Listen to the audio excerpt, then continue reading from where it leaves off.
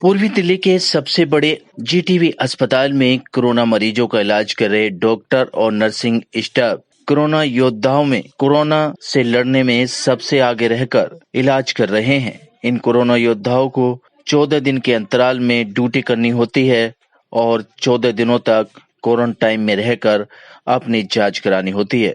उसके बाद इन कोरोना योद्धाओं की रिपोर्ट नेगेटिव आने पर ही इन्हें घर जाने की इजाजत दी जाती है। इसी कड़ी में जीटीबी अस्पताल में कार्यरत नर्सिंग ऑफिसर आशा 28 दिनों की ड्यूटी करके अपने घर आनंद ग्राम ताहिरपुर पहुंची तो कॉलोनी के लोगों ने नर्सिंग ऑफिसर का फूल माला पहनाकर और ताली बजाकर भव्य स्वागत किया।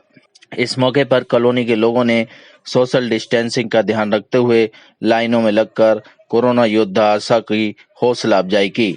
वहीं नर्सिंग ऑफिसर आशा 28 दिनों के बाद जब अपने घर पहुंची तो उन्होंने लोगों को कोरोना वायरस से बचाव के लिए अपने सुझाव साझा किए और बताया कि कोरोना वायरस छुआछूत की बीमारी नहीं है, बल्कि सांस और हवा द्वारा फैलने वाली एक बीमारी है और अपने आप को कोरोना से बचाने के लिए मुंह पर मास्क और सोशल डिस्टेंसिंग व हाथों को लगातार धोते रहना चाहिए। मैं नर्सिंग ऑफिसर हूँ जीटीबी हॉस्पिटल दिलशाद गार्डन में और मेरी कोविड ड्यूटी थी 10 तारीख से और वहाँ पर हमने कोविड पेशेंट की सेवा करी।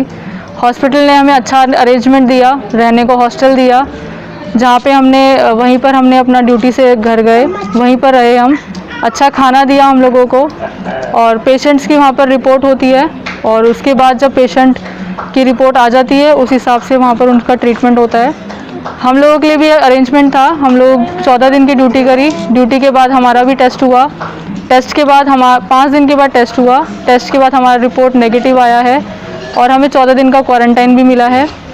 टोटल मिला के मुझे 28 दिन हो गए हॉस्पिटल में। तो मैम आप 28 दिन से हॉस्पिटल में हो, आपने घर पर संपर्क किया, घर वालों से बातचीत होती थी या नहीं होती? हाँ, फ़ोन में बातचीत होती थी सिर्फ। तो क्या बोला अपने घर वालों को, कैसे रहना है? घर वालों को सिर्फ यही बोला है कि अपने आप को सुरक्षित रखें, क्योंकि इस वक्त सिर्फ अपनी सुरक्षा ही हमारे लिए ज़रूरी है।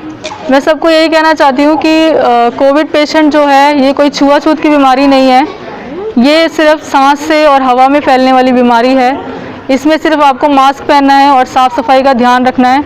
ये हाथ धोना और हाथ ना मिलाना ये सिर्फ इसीलिए है क्योंकि हमें नहीं पता हम कहाँ पर अपना हाथ टच कर रहे हैं, इसीलिए हमें हाथ धोना है, हाथ नहीं मिलाना।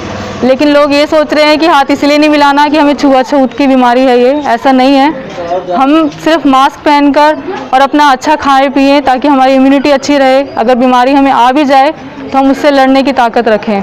इस तरह के संदेश देकर नर्सिंग ऑफिसर ने कॉलोनी की जनता को जागरूक किया और कोरोना से बचने की उपाय भी बताए।